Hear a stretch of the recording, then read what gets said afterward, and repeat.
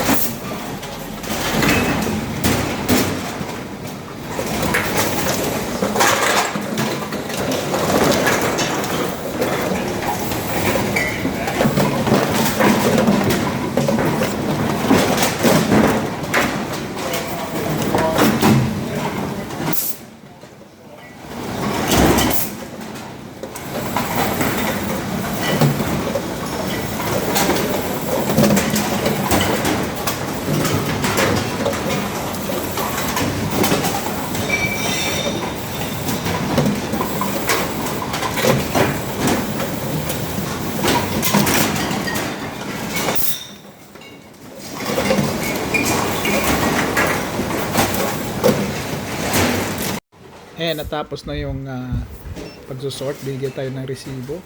So dito lang yung cash out. Automated din yung kanilang pagka-cash out. So ang total natin is 32.20. Ayan, antayin natin lumabas yung mag-dispense yung pera. Tagal din Oh. Yan yung cashier nila. So galing. Walang hawak ng pera yung yun, lumabas 5, 10, $10. Walang hawak na pera yung yung tao. So yung pagsusort machine, yan. At ang yung pag naman, pagde-dispense ng pera, pagbibigay ng pera machine, ayan. So 20, 30, 30, yan. And then may $2. That is 10, 20, yan. 32.20 bali yung ating napagbentahan. Ayan. Galing. Okay, labas na tayo. So doon sa ating mga bote, naka $32 tayo and 20. I mean 32 and 20. Nakakalito itong coins ng Canada. O di ba? Meron tayong $30 and 2 and 20 cents. 32 and 20 cents yung ating nabenta na bote. Ang ganda doon kasi accurate talaga yung yung pagbibilang ng bote kasi dumadaan siya sa machine. O di ba? Ang galing Anyways, yan, may mga bote ako diyan sa likod. Bibili din tayo ng tubig. Okay guys. Tingnan niyo doon may mga little guys doon sa harapan ko. I-share ko sa inyo, pakita ko sa inyo. Ayan oops, tumakbo na siya. Tumakbo na. Nahiya din. Dito sa harapan ko, parang yung bang tawag doon, nakalimutan ko na. Anyways, ang dami silang butas dito, ibig sabihin marami sila. Nakalimutan ko, sorry guys, hindi ko alam kung anong tawag ulit, nakalimutan ko doon. Yeah, para silang yung mga para silang hindi naman sila mga squirrel, yung nagdidig sila sa lupa. Tapos marami yan sila eh. Dito marami sila kasi maraming butas oh. Anyways, hindi ko alam yung tatawag. Kung alam niyo yung tawag dun sa animal na yon ay comment nyo na lang, okay? So ayan.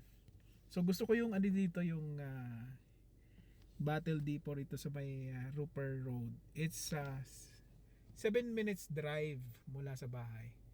Kaysa doon sa kabila na binagbebentahan ko, manumanong binibilang. Yan. Ayan, mas maganda accurate kasi pag dumadaan lahat sa machine eh. So, naka 32.20 tayo ngayong araw na ito dahil sa bote. Not bad. Till next time, napagbebenta natin ng bote dito sa Canada, guys. Please take time to like and subscribe na rin po dito sa ating channel kung bago po kayo. Maraming salamat. See ya!